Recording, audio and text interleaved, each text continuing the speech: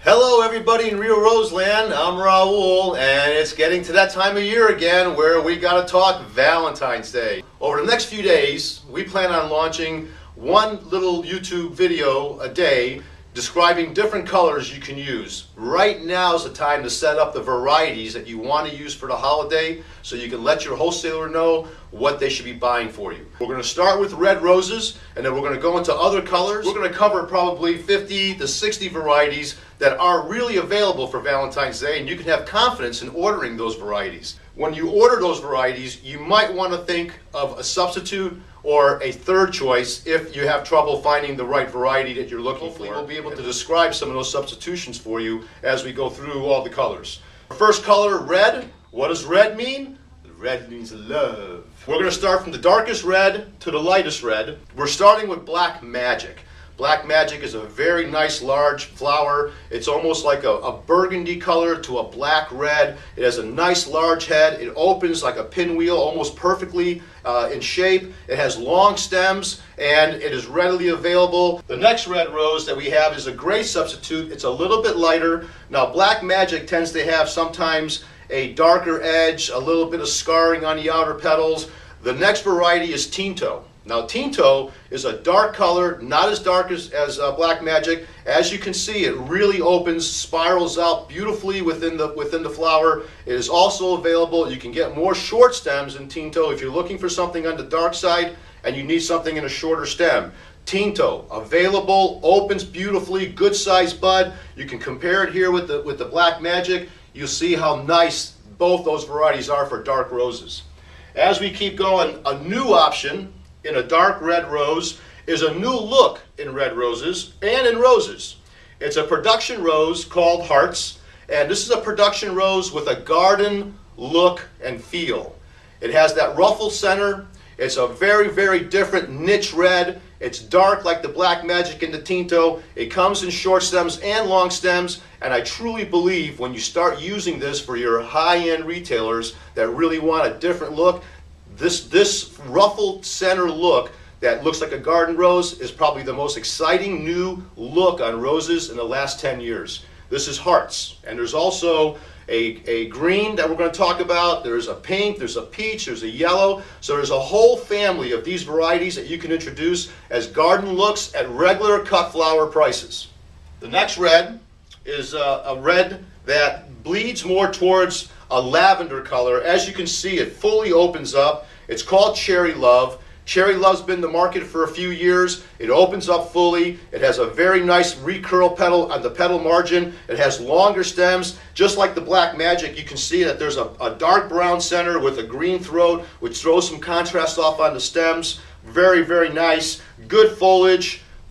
Cherry Love. Now on the cut flower, on the red roses, we're going to go into more red roses that you can use for your everyday production. Charlene is not a heavily grown rose, but very classy. It has a velvety inside petal, just like the old Madame Delbarde used to. Opens fully, nice size head, thick stems, and is available for the holiday. Charlene.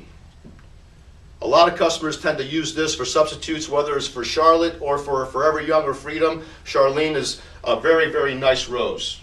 The next rose that we want to be able to show you is the Forever Young, and the Forever Young has some very interesting characteristics. First, the flower won't open up much more than you see right here, so it holds its shape very well. It moves through the vase life and never really drops its head. The neck is very, very thick, so the neck never drops, so you're not going to have that problem. It'll dry up, standing straight up on the stem. Forever Young is a shorter rose as far as availability this year. Many growers have removed it. It's a very low producing rose. It takes a long cycle to grow, so the growers don't get a lot of productivity and they don't get a lot of turns on the variety, so there's less and less Forever Youngs. I really suggest if you're looking for a Forever Young for this holiday, book it in advance, see if you can get it on pre-book. There won't be a lot of open market availability. Moving on to the next red, we have the one red that's probably the workhorse of the industry right now, and you can see why. It's a little brighter compared to the Forever Young. The color lightens up a lot. It becomes, it's a nice size flower, big head. It opens up beautifully, doesn't open up fully, but opens up beautifully and also holds the shape and doesn't neck. That's called Freedom. You all know Freedom. You're all using Freedom. Freedom will be the predominant red rose this holiday. More growers have Freedom in the ground than any other red rose. Many of the other red roses have been removed up till now. So Freedom, you all know, is going to be available. Here's an old favorite that everybody's used in the past.